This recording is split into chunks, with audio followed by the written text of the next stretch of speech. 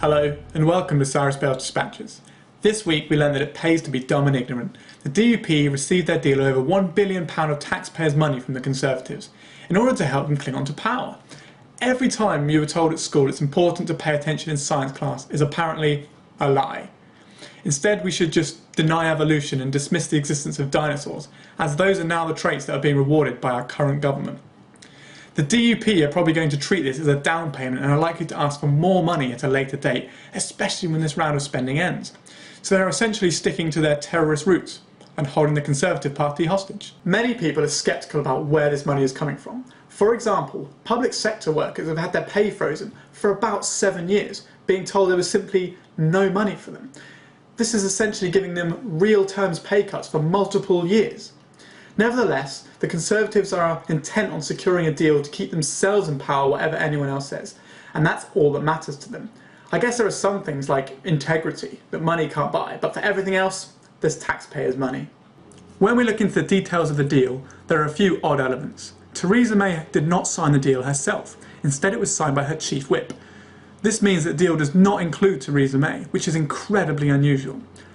The main reason I can see for this is that she's not expected to lead her party for much longer. By sidestepping her, the deal can continue even after she has been given the axe, which, to be honest, seems incredibly likely, considering she is about as popular as a kid with diarrhoea on a school swimming trip.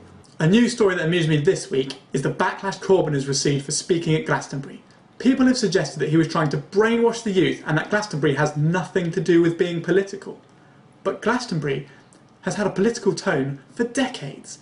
Firstly, with the campaign for nuclear disarmament, then moving on to poverty and environmental issues, working with Greenpeace, Oxfam and WaterAid. In fact, the organisation Left Field have also been at Glastonbury for almost 2 decades. As for brainwashing the youth, the average age of a Glastonbury goer, according to Statista, is 36 years old. To be fair though, I imagine 36 is probably considered young by most Conservative voters, whose faces tend to be somewhere between pug and testicles on the wrinkled scale.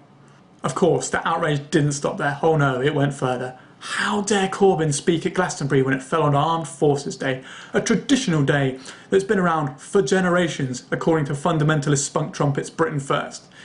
In reality, Armed Forces Day is less than 10 years old, and in my opinion was largely created as a public relations exercise. It was there to make up for the horrific use and treatment of the military in the Middle East. People were quick to jump on the traitor bandwagon because Corbyn didn't attend an Armed Forces Day event that he was invited to.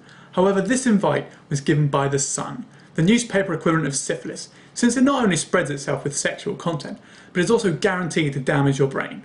This invite was offered at short notice and only after Corbyn's appearance had been announced at Glastonbury.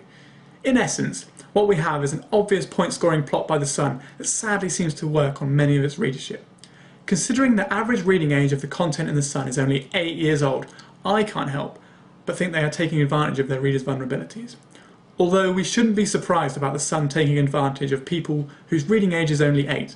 After all, they were one of Jimmy Savile's biggest supporters for decades. We also had the Queen's 8% pay rise announced this week, going from £76 million a year to £82 million a year. And what about those who weren't lucky enough to be plopped out of the right vagina? Real term cuts to public service wages. One week they are praising the emergency services for their response at Grenfell. The next week they are voting to make them poorer in real terms. But not only this, the Conservative Party were actually cheering in Parliament that they had voted down an amendment to stop these real term pay cuts. Doesn't that say everything? Speaking of Grenfell, Theresa May was caught lying in her first PMQs of this Parliament, starting as she means to go on, it would seem.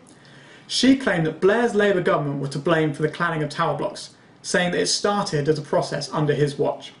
In the description below this video, I've included a link to an excerpt from a 1984 documentary warning about the fire risks of cladding tower blocks that was happening during Thatcher's government. Theresa May could not be more full of shit if she was the cup infamously used by those two girls.